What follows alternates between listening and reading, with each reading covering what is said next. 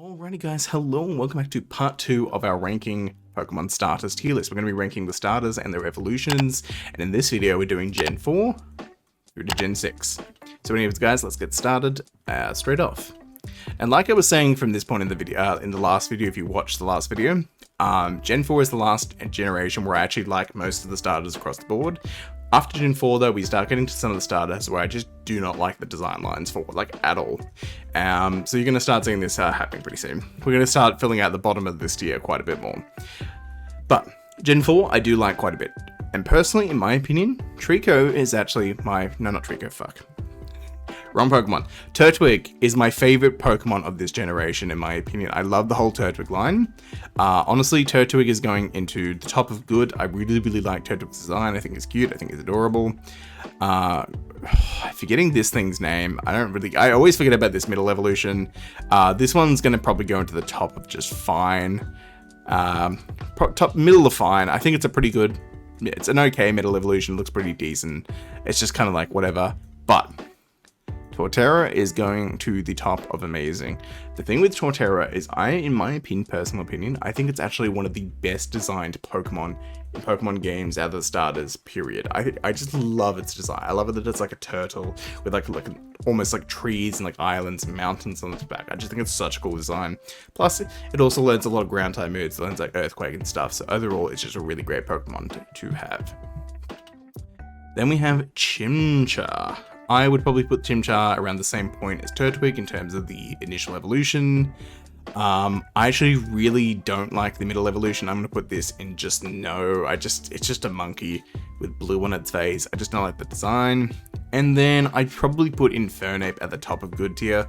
I don't think the design is quite as good as Torterra, but I do like the design quite a lot. And I probably wouldn't put it on the same level as like some of the other evolutions I have in here as well. Then we have Piplup. Same kind of thing. I really like the starting evolution. Don't like the middle evolution. Puts it on the same kind of... Actually, no, I'll put the bump up this one. This one's probably the best out of the middle evolutions that I do like, because it actually still looks good. And then Empoleon, I'm probably going to put up here with Torterra. I think Empoleon is probably my close second favorite starter in this generation. Don't get me wrong, I do like Infernape a lot, but it's just not quite there with the other three for me in terms of design. Infernape, though, is generally a pretty good Pokemon, because Fire-type Pokemon in most games are very good, because they're quite a bit rarer. But for me, personally, Infernape is just a little bit lower than Empoleon and Torterra on this list, in my opinion. Okay, so that is Gen 4 done. Now we get into Gen 5. This is where we're going to start getting into the some hot takes, so to speak. Remember though, guys, this is my personal opinion. First things first, it's cute, I suppose, but I don't like Snivy's line at all. In fact, I'm going to put both of these into die. I think these two Snivy is okay, it's cute, but that's all it really gets.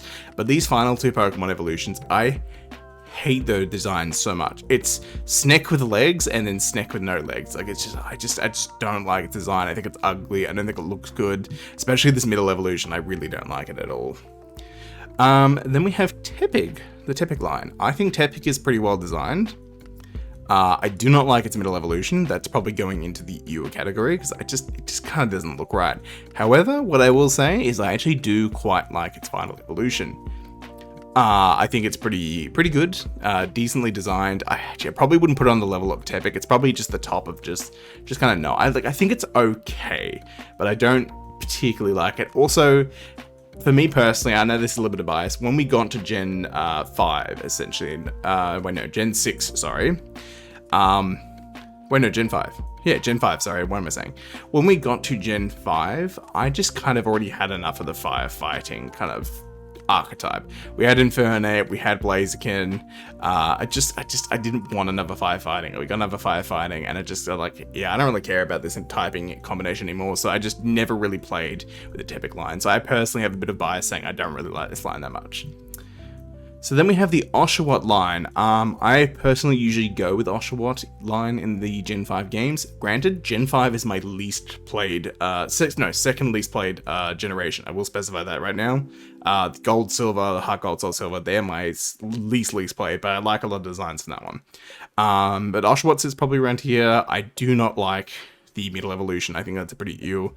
and I think Samurott sits around the same kind of level as Emboar. So next up we have Chespin line. I'm going to be honest, Jessamine is cute, I suppose, but I hate the designs for this line. You're gonna see a bit of a trend. You're probably noticing a lot of the grass lines. I really don't like the designs for. I think both the middle evolution and the final evolution for Chespin are freaking ugly as shit. I've literally only used them a few times, and I did not enjoy playing with them. I just think they're not fun to play with. I just don't like the Pokemon in general. Probably should give them another chance, but I just really don't like the Chespin line. Then we have Fennekin. Okay, I'm gonna put Fennekin, the middle evolution, into fine. I think it's really good. However, I'm not gonna go into detail with this. I do not like the other two evolutions, not because I don't like designs, not because they don't like the actual Pokemon the way they play. These two evolutions have been, ruined by the internet, if you know what I mean. I'm not going to go into details, but I just can't look at them in any other way now. If they hadn't been ruined by the internet for me, they're probably up quite a bit higher. But purely for that reason, I just can't look at them the same way anymore. And if you guys know what I'm talking about, you know what I'm talking about. The word starts with an F.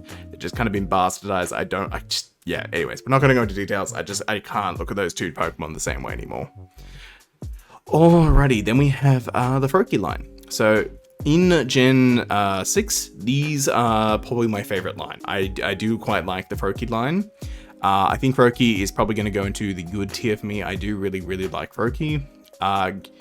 What is it? Grenadier, I think it was named. Grenadier. I don't really like that one too much. I think it's alright. I think it's probably one of the better, yet again, one of the better middle evolutions, so I probably put it on the same level as Prinlup. But Greninja easily goes right up into the amazing tier for a multitude of reasons. One, it's just a freaking badass design. It's a water ninja. Like, what's not to like? It has its like water shuriken move, which is freaking sick. It has a cool mega evolution. There's the mega ash evolution from the, anyways, it's a freaking badass Pokemon. I love the whole Pokemon design in general. Anyways, guys, that's the end of part 2 of this video series. We did Gen 4 to Gen 6 today. Hopefully you all enjoyed.